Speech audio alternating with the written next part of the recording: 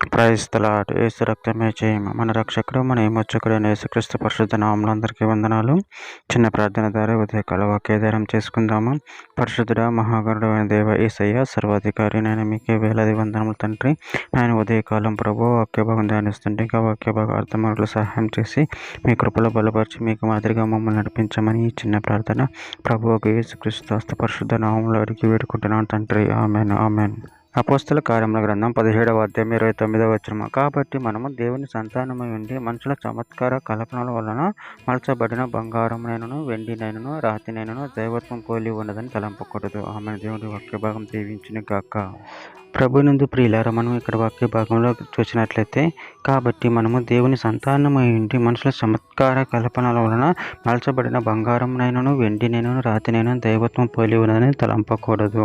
అదేవిధంగా వాక్య భాగంలో గమనించినట్లయితే హబక్కూకు గ్రంథం 2వ అధ్యాయం 19 నుంచి 20 వచనాలలో కర్రను చూచి మేలుకొమ్మనియు మొగరాతిని చూచి లెమ్మనియు చెప్పు వానికి శ్రమ, అది ఏమైనా బోధింపగలదా? అది బంగారంతోనూ వెండితోనూ పూత పూయబడిన గాని దానిలో శ్వాస ఎంత మాత్రమును లేదు. అయితే యెహోవా తన పరిశుద్ధాలయంలో ఉన్నాడు, ఆయన సన్నిధిని లోకమంతి మౌనముగా ఉండునుగాక.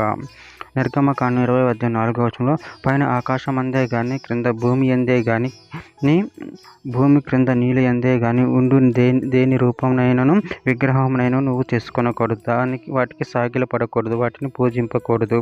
ఆదికాండం 1వ అధ్యాయం 26వ వచనంలో దేవుని మన స్వరూపమందు పోలిక చొప్పున నరులను చేయుదుము, వారు సముద్రపు చేపలను ఆకాశ పక్షులను పశువులను సమస్త భూమి మీద ప్రాకు ప్రతి జంతువును ఎలుదురుగాకనియు పలికిను. అపోస్తల కార్యం గ్రంథం 14వ అధ్యాయం 15వ వచనం. అయ్యలారా, మీరు ఎందుకు ఇలాగ చేయుచున్నారు? మేము కూడా మీ స్వభావం వంటి స్వభావం గల నరులమే. మీరు ఈ వ్యర్థమైన వాటిని విడిచిపెట్టి ఆకాశమును భూమిని సముద్రమును వాటిలో ఉండి సమస్తమును సృజించిన జీవము గల దేవుని వైపు తిరగవాలని మీకు సువార్త ప్రకటించుచున్నాము.